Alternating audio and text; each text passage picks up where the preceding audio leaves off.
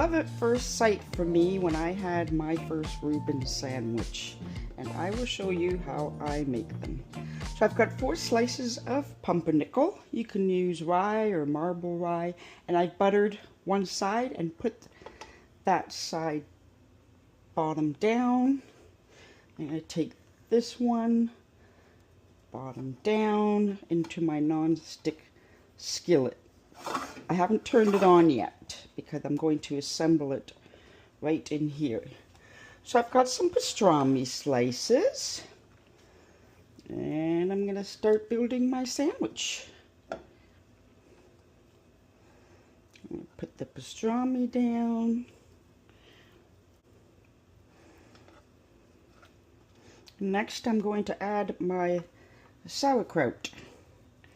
And I'm going to add this next so that the Thousand Island dressing that I put on this sandwich will go directly on top of the sauerkraut. That way the sauce, the dressing, will get trapped within the sauerkraut so it won't spill out into the pan. So kind of like make the pockets there. So I've got about 3/4 of a cup of wine sauerkraut, which I have squeezed to get all the juice out so it doesn't make this a soggy Reuben sandwich. And we'll just keep continuing to build. That's it for the sauerkraut. Now I've got about 3 tablespoons of Thousand Island dressing, and I will just drizzle it evenly over the sauerkraut, and gravity will take this dressing and go into the crevices of the sauerkraut and stay in the sandwich instead of falling out into the frying pan, although it probably will anyways as I'm drizzling onto this, but I'm doing my best. That. It's about enough of that. And now I will add just some fresh cracked black pepper. And then some Swiss cheese slices, 2 on each slice, or as many like that.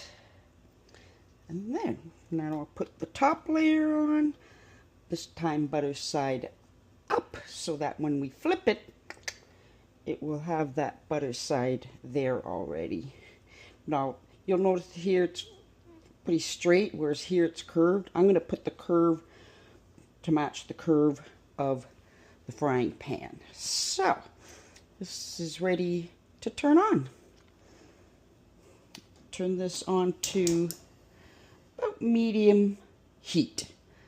You don't want it too high or else it'll burn the bread before the insides have a chance to melt a little bit and heat up.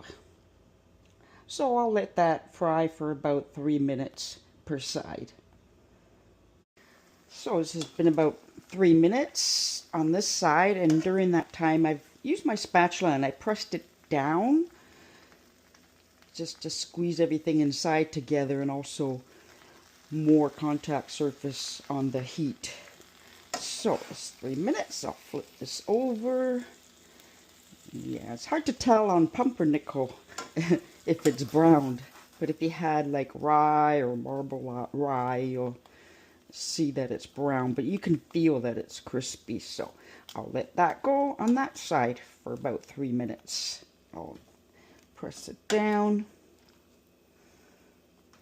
So it's been about 3 minutes. I'm going to turn this stove top off, and let's cut into one of these, see what the inside looks like.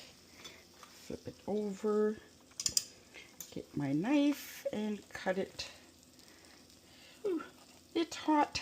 I'm going to flip it to the other side where it's not so hot. Get a good grip. You want to get a good grip when you're slicing so everything just doesn't fly out. Okay, let's take a look at this. Oh, look at that. Doesn't that look good? You can make this even thicker. Add more pastrami or more cheese, whatever you'd like. You can make it any way you want. And it's pretty quick and pretty easy. I hope you make it soon. Thanks for watching. Bye-bye.